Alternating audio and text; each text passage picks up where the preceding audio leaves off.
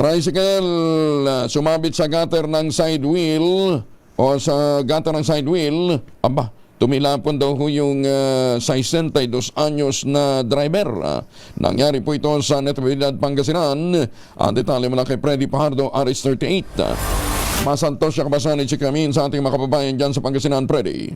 Nakarating ngayon sa Eastern District Hospital sa bayan ng Tayug ang biktima na nakilalang si Arturo Sales, 62 anyos may asawa at residente ng Barangay Silig Natividad matapos itong maaksidente sa kanyang minamanihong tricycle. Sa ulat ni Natividad si Chief of Police Major Ruel Albano. Alas 6 ng gabi habang binabagtas ng biktima ang lansangan sa Barangay Luna ng nabanggit na bayan, aksidenteng sumampa sa gutter ang gulong ng sidecar ng kanyang tricycle dahilan upang mawala ng kontrol to sa manubela at tumilapon ang biktima na sugatang humandusay sa kalsada. Agad naman itong nadala ng mga nagresponding pulis paggamutan na patuloy pang nilalapatan ng lunas ng mga doktor.